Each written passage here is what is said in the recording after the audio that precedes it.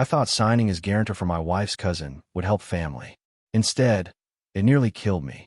When Vance's fist shattered my ribs and my wife told me to stay out of it, I made one click that destroyed their dream home forever. What they did next will shock you. Revenge tastes sweet. My name is Marshall Whitmore. I'm 43 years old, and I used to believe that family meant having each other's backs. That belief cost me everything, but it also taught me who I really am. The whole mess started 6 months ago when Bridget's cousin Vance Sullivan came knocking on our door in Phoenix. Vance had this grand plan to flip houses, and he needed someone with a solid credit score to co-sign on a loan. Bridget practically begged me to help him out. "Marshall, he's family," Bridget said, standing in our kitchen while 12-year-old Miles did his homework at the counter. "He's been struggling since his divorce, and this could really turn his life around." I should have said no right then and there. But Vance put on quite the show. Spreadsheets, projections, promises of paying me back with interest. The guy seemed to have it all figured out. Plus, with my background in insurance, I thought I understood risk assessment pretty well. "Dad, are you really going to help Uncle Vance?" Miles asked, looking up from his math problems. "We'll see, buddy," I replied, ruffling his hair. Sometimes family needs help. That decision haunts me now, not because I helped, but because I didn't realize I was being set up. The paperwork was extensive, a $200,000 loan for a property in Scottsdale. As I signed document after document, Bridget stood beside me, squeezing my shoulders supportively. Vance kept thanking me, promising this was going to change everything for his family. "You won't regret this, Marshall," Vance said, shaking my hand firmly. "I've got buyers lined up already. 6 months tops, and this loan will be paid off." I filed the papers in my home office, right next to my insurance licenses and family photos. Everything seemed legitimate, organized, and above board. That's what made what happened next so devastating.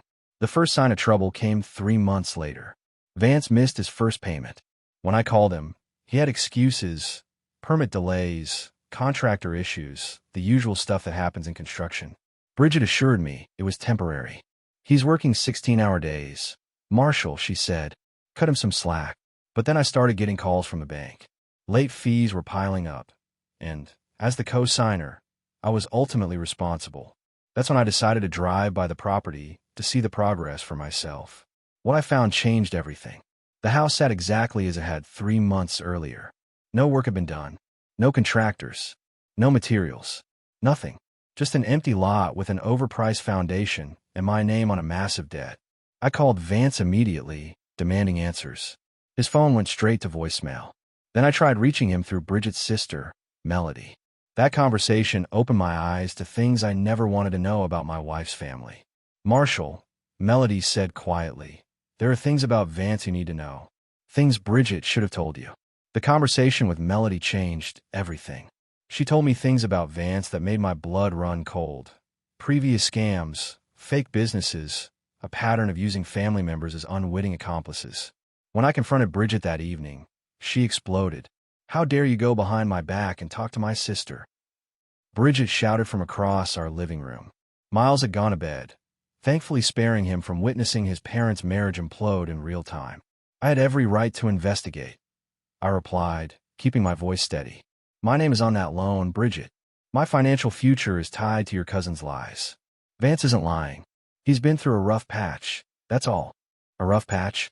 "The man has been running cons for years." Melody showed me the police reports. That's when Bridget made the call that sealed my fate. She picked up her phone and speed-dialed Vance, putting it on speaker. "Vance, you need to come over here right now," she said. "Marshall is causing problems." Within 20 minutes, Vance was pounding on our front door. I could hear him shouting from the driveway, his voice slurred with alcohol. When I opened the door, his eyes were bloodshot and his fists were already clenched. "You son of a gun," Vance yelled, stepping into my house uninvited. "Who do you think you are, checking up on me like some kind of detective?" "I think I'm the guy whose name is on your loan," I said, standing my ground. "The guy who's about to lose his house because you've been lying from day one." That's when he hit me. No warning, no escalation, just a straight punch to my jaw that sent me stumbling backward into the coffee table. I heard Bridget gasp, but she didn't move to help me. "Vance, stop," she called out, but it sounded more like a suggestion than a command. He didn't stop. The second punch caught me in the ribs, driving the air from my lungs. I tried to defend myself, but Vance was bigger and clearly had experience with violence. He grabbed me by the shirt and threw me against the wall, my shoulder hitting the family photo that hung there. "You want to play detective?" he snarled, his face inches from mine. "Keep your nose out of my business, or next time will be worse." I tasted blood in my mouth and felt my left eye swelling shut.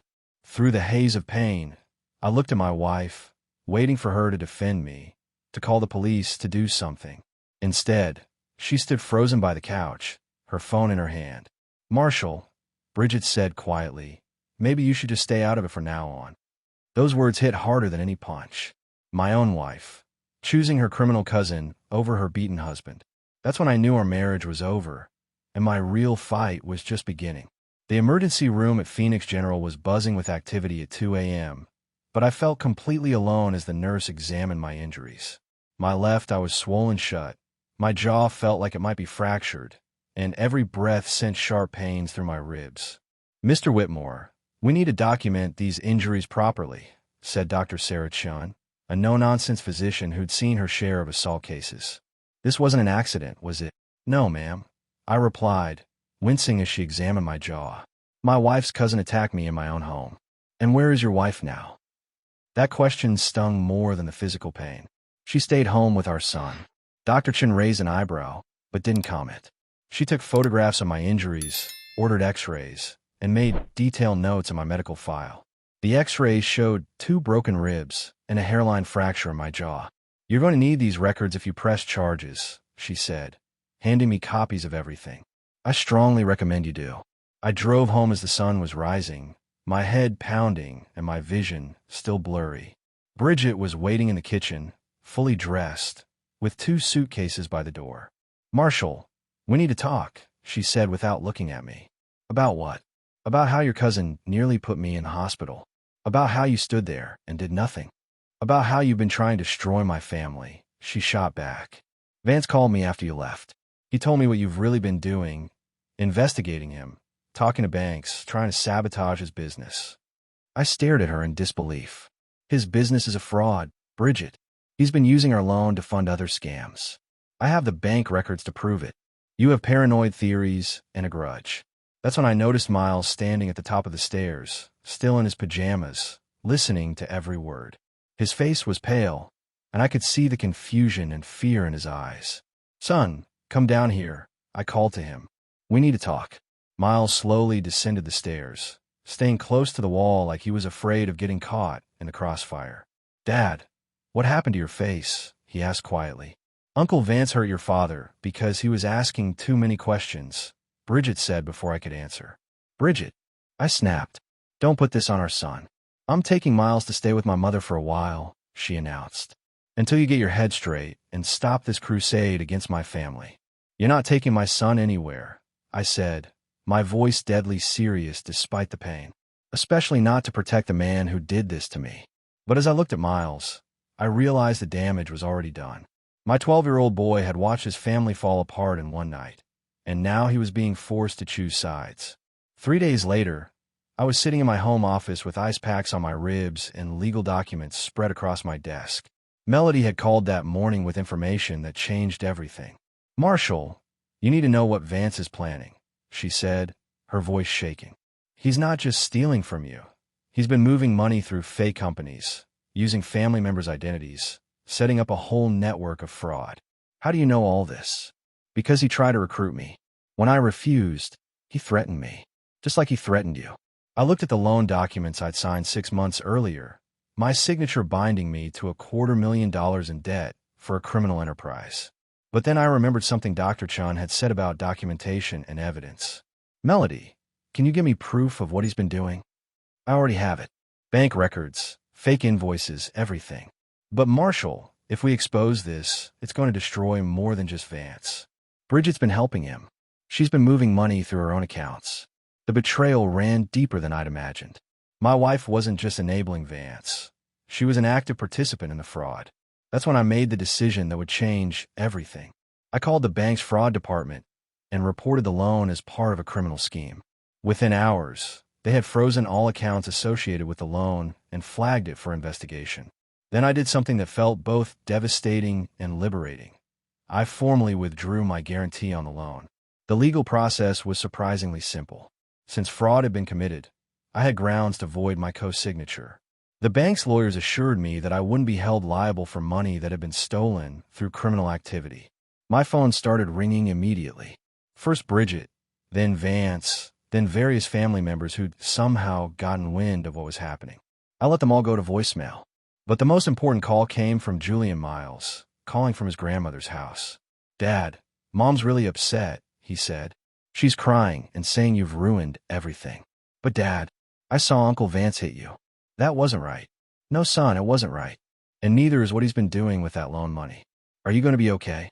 I looked around my quiet house, at the family photos still scattered on the floor from the fight, at the medical reports documenting my injuries, at the legal papers that would soon make Vance's crimes public knowledge. "Yes, son, we're both going to be okay. But things are going to be different now." When I hung up, I felt something I hadn't experienced in months: control. For the first time since this nightmare began, I was the one making decisions instead of being victimized by other people's choices. Vance's house of cards was about to collapse, and I was the one holding the match. The FBI showed up at my door on a Tuesday morning, badges gleaming in the Arizona sun. Special Agent Rodriguez was a sharp-dressed woman in her 40s who spoke with the kind of authority that comes from years of financial crime investigation. "Mr. Whitmore, we understand you've been cooperating with the bank's fraud investigation regarding Vance Sullivan," she said, settling into my living room chair. "We'd like to discuss expanding that cooperation." "What do you mean by expanding?" Agent Rodriguez opened a thick file folder. "Mr. Sullivan's operation is bigger than just your loan. We're tracking at least 12 other victims across 3 states, with total losses exceeding $2 million. Your case might be the key to bringing down the entire network." I studied the photos and documents she spread across my coffee table. Bank records, fake business licenses, forged contracts. It was like looking at a criminal enterprise that had been operating for years. "My wife," I said carefully. "How involved is she?" "That depends on how much she knew and when she knew it. Right now, we're treating her as a potential witness rather than a suspect. But that could change if we discover she actively participated in the fraud." The next morning, Melody called with news that made my blood boil. "Marshall, Bridget is trying to take Miles out of state," she said, her voice urgent. "She's telling everyone you've become dangerous and unstable. She's filing for emergency custody." I hung up and immediately called my lawyer, Tom Davidson, a family attorney I'd worked with on insurance cases. Within 2 hours, we were filing our own emergency motion, supported by medical record for my assault and FBI documentation of the fraud case. "Marshall, this custody battle is going to get ugly," Tom warned me. "Bridget's going to paint you as obsessed with revenge, willing to destroy her family over money." "Let her try," I replied. "I have hospital records showing what her family did to me, and federal agents who can testify about their criminal activity." The temporary custody hearing was scheduled for Friday. That gave me 3 days to prepare, and I used every hour strategically. I met with Miles at a neutral location, a park near his school where Bridget had agreed to supervise visitation. My son looked tired and confused, caught between parents who were telling him very different stories. "Dad, Mom says you're trying to hurt Uncle Vance because you don't like him," Miles said, sitting on a swing while I pushed him gently. "Son, Uncle Vance hurt me because I discovered he was stealing money. The police arrested him because he broke the law, not because I don't like him." "But Mom says you're lying about the money stuff." I stopped pushing the swing and knelt down to look Miles in the eye. "Have I ever lied to you before?" "No, sir." "Then trust me now. I'm fighting to protect our family, not destroy it. Sometimes protecting the people you love means standing up to the people who want to hurt them." That evening, Agent Rodriguez called with an update that changed everything. "Mr. Whitmore, we executed search warrants on the Sullivan properties today. We found evidence that Vance has been planning to flee the country. Bank accounts in the Cayman Islands, forged passport documents, airline tickets for next week." "What about Bridget?" "Her name is on several of the offshore account access documents. We're going to need to interview her tomorrow." I hung up the phone and poured myself a whiskey, the first alcohol I'd touched since the night Vance attacked me. As I sat in my quiet house, I realized that everything was about to come to a head. The custody hearing the federal investigation, my marriage. It was all converging into a moment that would determine not just my future, but my son's future as well. But for the first time since this nightmare began, I felt confident about the outcome. Truth has a way of surfacing, and I had truth on my side. The courtroom felt like a battleground as Bridget's lawyer painted me as an unstable husband who destroyed his wife's family out of jealousy and spite. Margaret Stone was a seasoned family attorney who specialized in making good men look like monsters. Your Honor, Mr. Whitmore has systematically targeted his wife's relatives, costing them their home, their business, and their reputation, Stone argued. His obsession with revenge has created an unsafe environment for their 12-year-old son. I watched Judge Patricia Mills carefully as she reviewed the evidence. Her expression was neutral, but I could see her taking notes as my lawyer, Tom Davidson, prepared our response.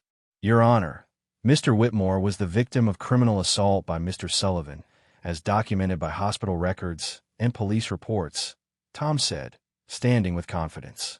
His decision to withdraw from a fraudulent loan was not revenge. It was self-protection from financial ruin. Objection, Stone interrupted. The alleged fraud has not been proven in court. Actually, it has, Tom replied smoothly. FBI Special Agent Rodriguez is prepared to testify that Mr. Sullivan has been arrested on federal fraud charges directly related to the loan in question. I saw Bridget's face go pale in the gallery behind her lawyer. She hadn't expected the federal case to move so quickly. Judge Mills called for a recess, and I found myself in the hallway with Tom, watching Bridget argue frantically with her attorney. She's realizing that her lies are catching up with her, Tom observed. The FBI testimony changes everything. When court resumed, Agent Rodriguez took the stand with the professionalism I'd come to expect from her. Mr. Sullivan has been running a sophisticated fraud operation for at least 3 years, she testified. Mr. Whitmore's loan was just one piece of a much larger criminal enterprise.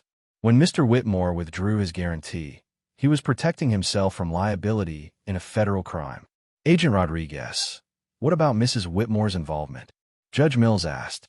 Mrs. Whitmore appears to have knowledge of her cousin's activities, but we're still determining the extent of her participation. She has been cooperative with our investigation. I noticed Agent Rodriguez didn't mention the offshore accounts or Bridget's name on the access documents. She was being diplomatic, but the message was clear. Bridget was under investigation. The final witness was Miles himself. Judge Mills interviewed him privately in her chambers, away from the lawyers and the tension of the courtroom. When they returned 20 minutes later, my son looked relieved. Based on the evidence presented and my conversation with the minor child, Judge Mills announced, I find that Mr. Whitmore poses no danger to his son. Furthermore, the criminal investigation surrounding Mrs. Whitmore's family creates concerns about the child's safety in that environment. She granted me temporary primary custody, with supervised visitation for Bridget pending the outcome of the federal investigation. As we left the courthouse, Bridget stopped me in the parking lot. Marshal, please, she said, tears streaming down her face. Don't let them take Miles away from me. I never meant for any of this to happen. You stood there and watched your cousin beat me unconscious, I replied coldly. You chose him over me, and now you're choosing to lie about it in court. What did you think was going to happen? I was scared. Vance said he'd hurt us if I didn't support him. Then you should have called the police instead of packing my son's bags. That evening, Miles and I sat in our kitchen eating pizza and watching the sunset through the window. For the first time in weeks, my house felt like a home again. Dad, are you and Mom getting divorced? He asked quietly. I think so, son. But that doesn't change how much we both love you. I know. And Dad, I'm glad you're okay. When Uncle Vance hit you, I was scared you were going to die. I pulled my boy close and held him tight, feeling the weight of responsibility that comes with being a father. The legal battles weren't over, and the federal investigation would probably drag on for months. But I had my son, I had the truth, and I had the strength to see this through to the end. The first drink happened 3 weeks after the custody hearing. I told myself it was just to help me sleep, to quiet the rage that burned in my chest every time I thought about Bridget's betrayal. Miles was asleep upstairs, and I was alone with a bottle of bourbon and the federal case files Agent Rodriguez had left for my review. By the second week, I was having 2 drinks, then 3. The insurance business was suffering because I couldn't focus on anything except the investigation and the upcoming criminal trial. My client started calling Tom Davidson instead of me, which should have been a wake-up call. "Dad, are you okay?" Miles asked one morning as I nursed a hangover at the breakfast table. "You look sick." "I'm fine, son. Just tired from all the legal stuff." But I wasn't fine. The alcohol was becoming a crutch, and Miles was starting to notice. The morning I found myself pouring whiskey into my coffee, I knew I had a problem. The intervention came from an unexpected source. Melody showed up at my door with a thermos of real coffee and a look of determination I'd never seen before. "Marshall, we need to talk," she said, pushing past me into the kitchen. "Sit down." "Melody, I appreciate your concern, but—" "Shut up and listen," she said firmly. "You're drinking yourself into an early grave, and that little boy upstairs needs his father to be present and sober." I started to protest, but she held up her hand. "I've been where you are, Marshall. After my divorce, I spent 2 years trying to drown my problems in wine. You know what it got me? Nothing except hangovers and regret." She opened her purse and pulled out a business card. "This is Dr. Amanda Foster. She's a counselor who specializes in trauma recovery. You're going to call her today." "I don't need therapy. I need justice." "You need both," Melody said. "And you're not going to get justice if you're too drunk to testify effectively." That afternoon, I made the call. Dr. Foster agreed to see me the next day, and I found myself sitting in a comfortable office talking about feelings for the first time since my father died. "Marshall, you've experienced multiple traumas," Dr. Foster explained. "Physical assault, emotional betrayal, financial abuse. Alcohol feels like it helps, but it's actually preventing you from processing these experiences. So what am I supposed to do? Just accept that my wife chose criminals over her own family?"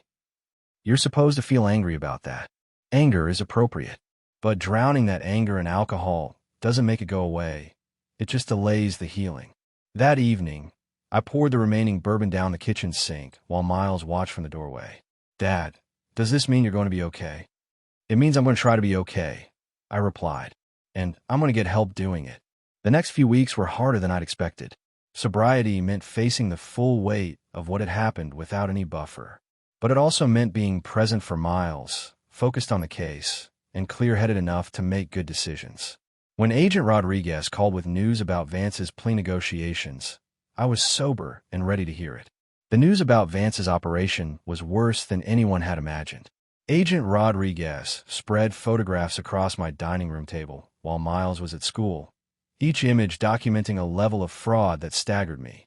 "He wasn't just running loan scams," she explained. "Identity theft, insurance fraud, tax evasion. Your case opened the door to everything." I studied a bank record showing transfers totaling nearly $3 million. How much of this money can be recovered? That's the problem.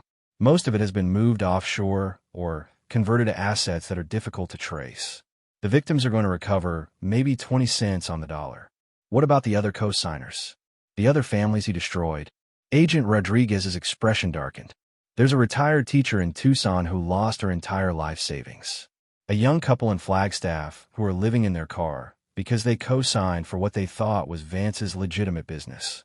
12 families total, Marshall, all trusting relatives who thought they were helping family."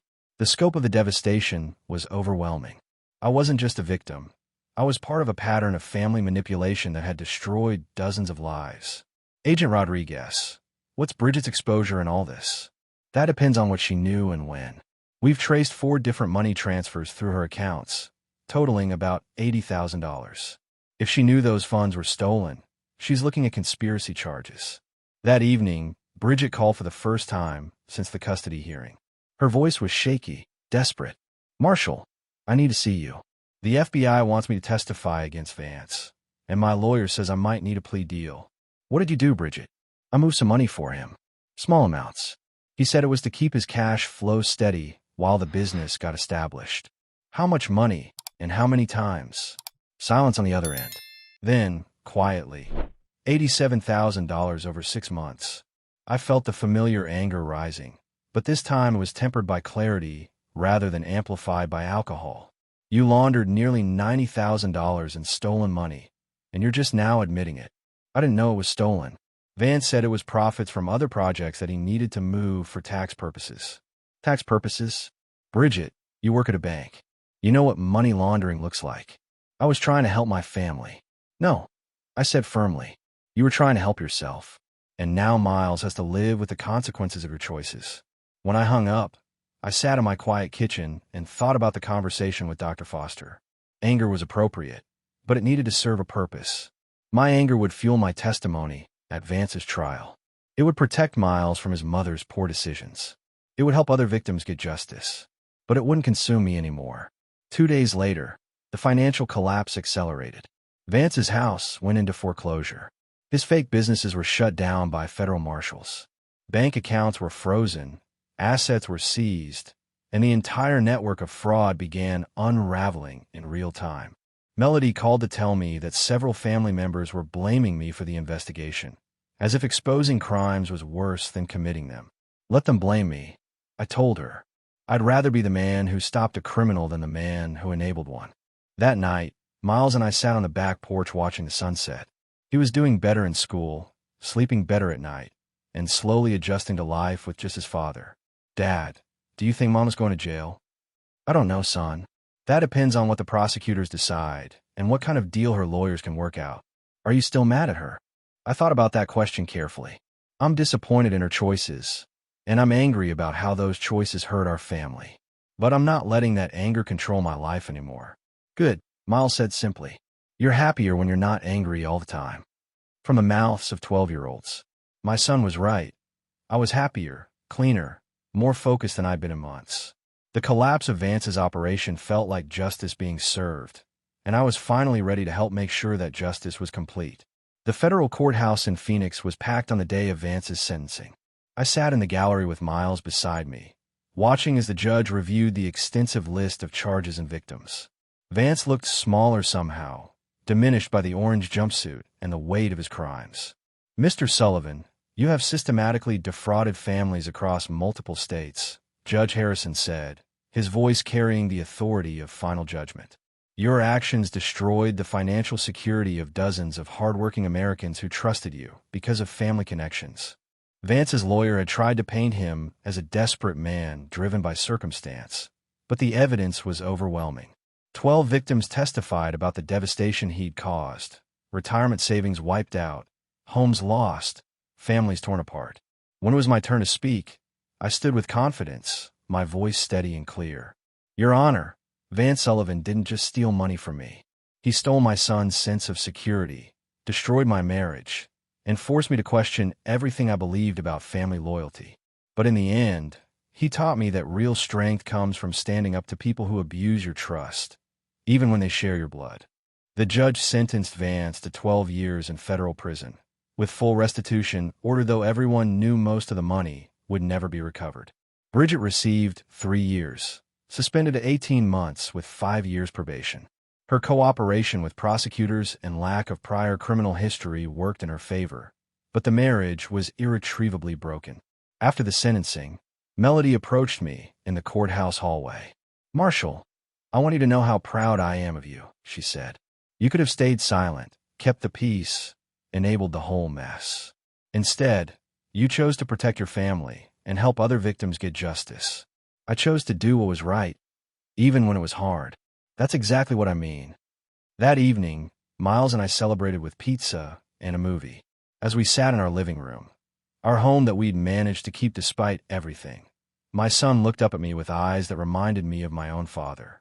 Dad, I'm glad you're my hero, he said simply. Why am I your hero, buddy? Because when the bad guys tried to hurt us, you fought back and won. I pulled him close, feeling the weight of responsibility and the lightness of victory at the same time.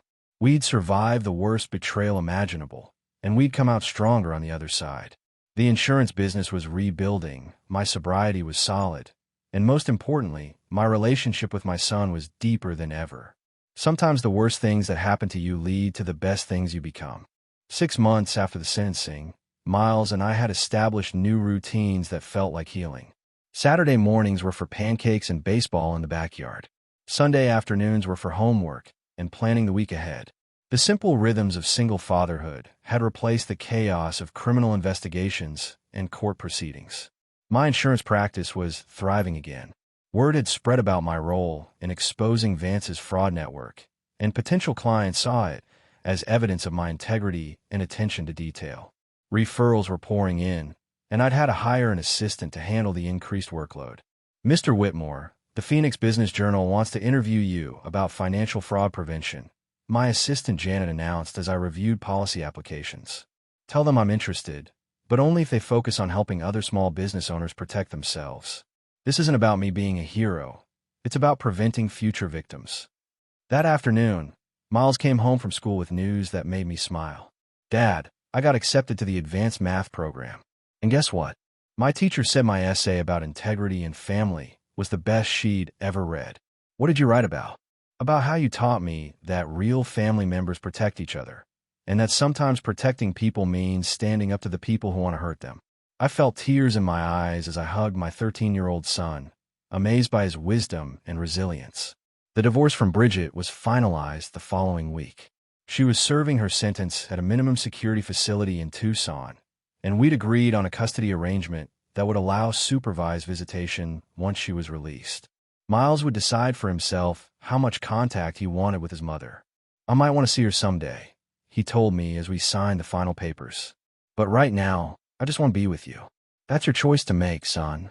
And whatever you decide, I'll support you. On a warm evening in December, as we decorated our Christmas tree, Miles asked me a question that caught me off guard. Dad, do you think you'll ever get married again? I don't know, buddy. Maybe someday, if I meet someone who shares our values and treats you well. Would that bother you? No, he said thoughtfully. But she'd have to be really special, because we're pretty happy just the two of us. As I tucked Miles into bed that night, I reflected on how completely our lives had changed. A year ago, I'd been a trusting husband and father who believed family loyalty meant enabling bad behavior. Now I was a single dad who understood that real love sometimes requires difficult choices. The foundation of our new life was built on honesty, accountability, and the understanding that strength comes from standing up for what's right, even when it costs you everything you thought you wanted. Looking at my sleeping son, I knew we'd built something better than what we'd lost. We'd built something real.